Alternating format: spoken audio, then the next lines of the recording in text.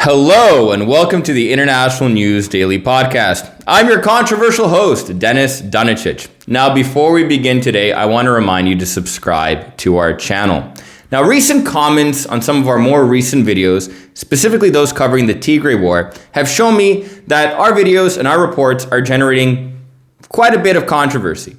So I decided to be a little bit less controversial and focus on less divisive issues. That's why today we're going to cover the Israeli-Palestinian conflict. More specifically, we're going to cover spyware.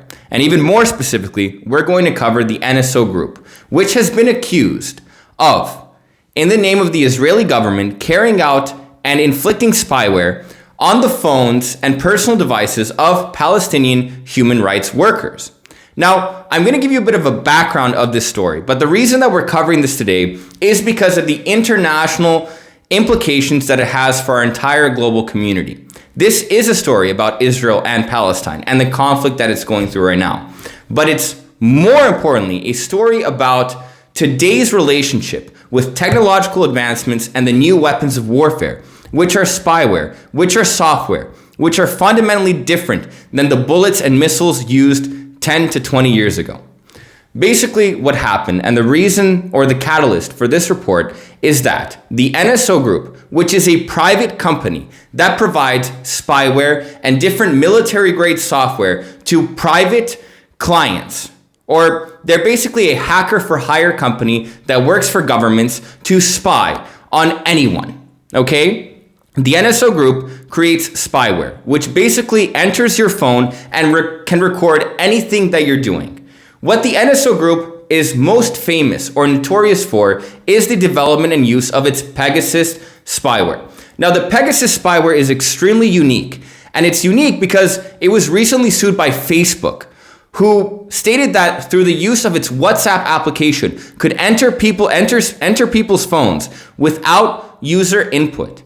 And what I mean by this, I'm not a cybersecurity expert and I don't want to bore you with all the nerdy technical details, but most viruses or most spyware to be able to enter your device, your computer, your phone, whatever electronic device requires some input from you. You have to click on a link, you have to download something, you have to basically add this malware or phishing software into your phone. The Pegasus software is unique. It uses different softwares like WhatsApp or iMessage to automatically enter your phone without your input or your knowledge. It's extremely subtle that the user doesn't even notice.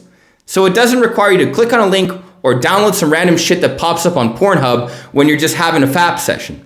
That is how insidious this software and effective this software is.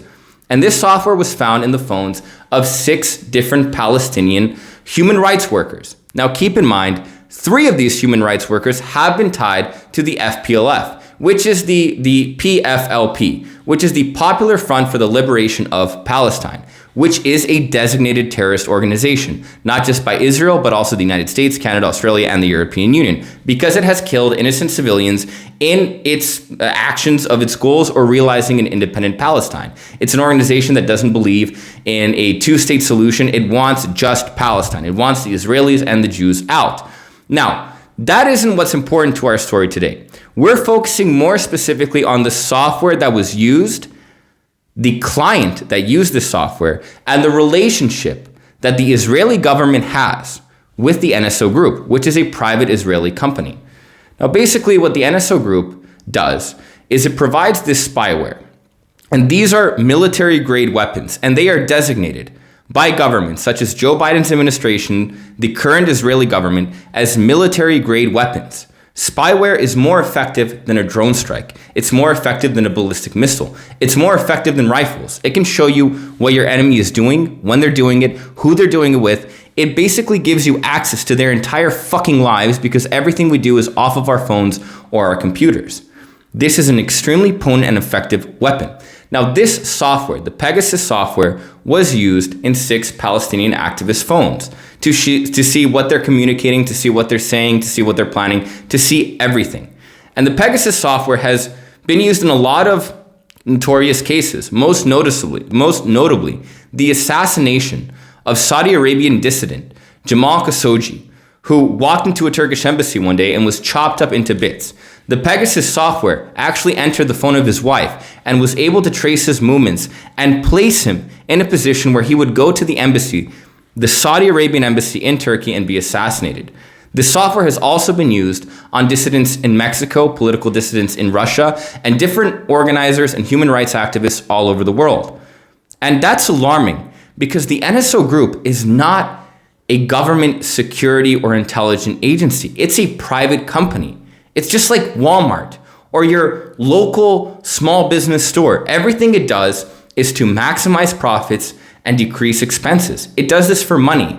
It doesn't really have any political goals, ambitions, or even ethics or morals. Its main goals are to its shareholders and to its private stakeholders, and that goal is to make as much money as possible. It is not a political, intelligence, or military entity.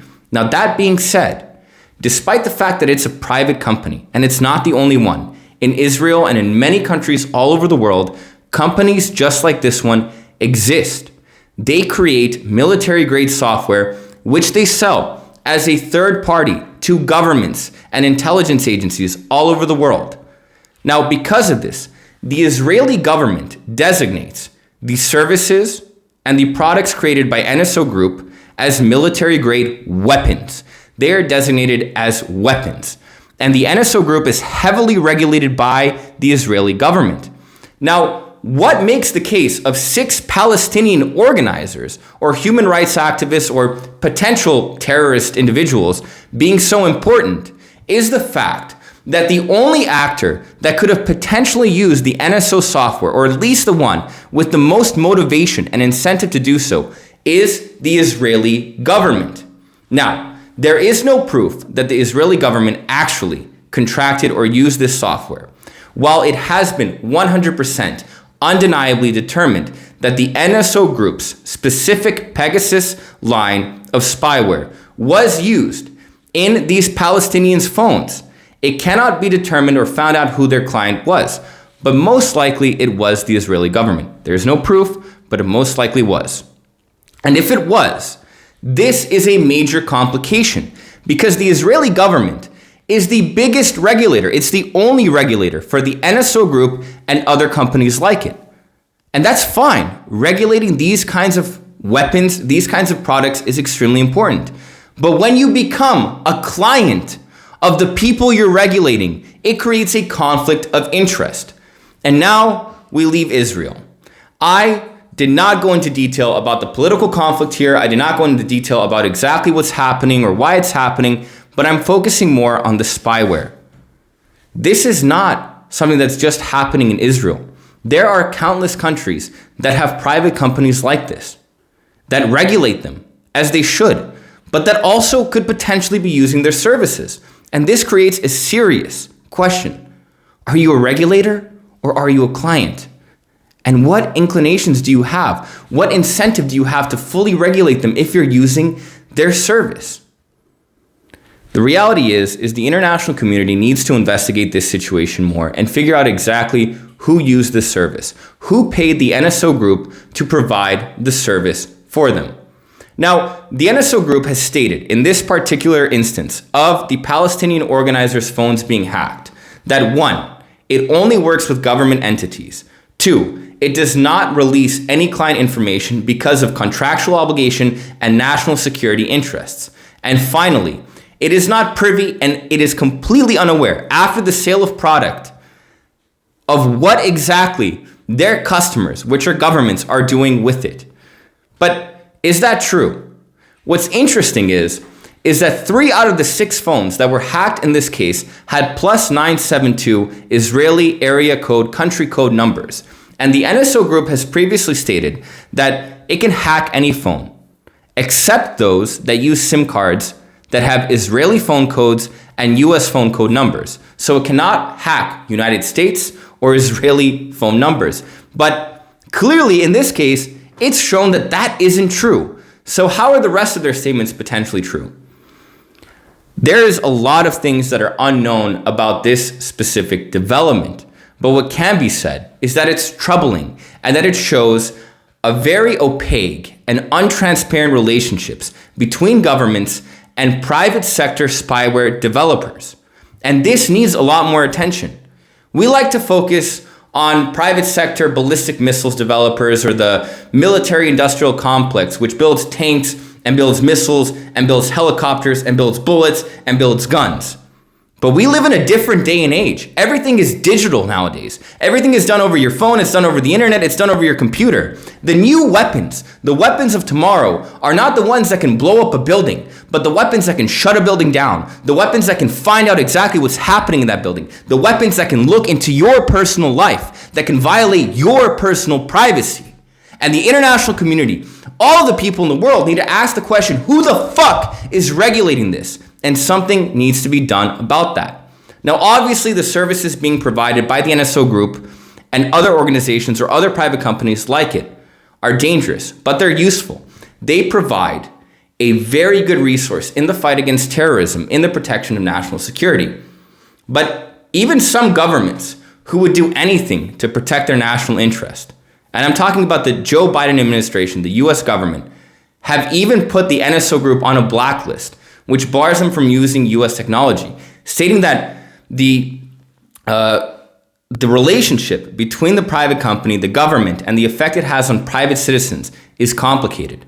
And that's something that needs to be addressed before products like these can even be sold on the market. The purpose of this report is just to bring attention on the fact that private companies exist selling software that can go into your phone and see exactly what you're doing right now. They can watch you watching me. And governments all over the world are not only potentially not doing anything about it, but they're paying them to do it. Comment what you think. Comment, do you think you're being spied on? I love when you guys comment. I love having a great conversation. I love the last comments we had in our last videos. Let me know what you think, and I'll see you next time. Thanks for tuning in.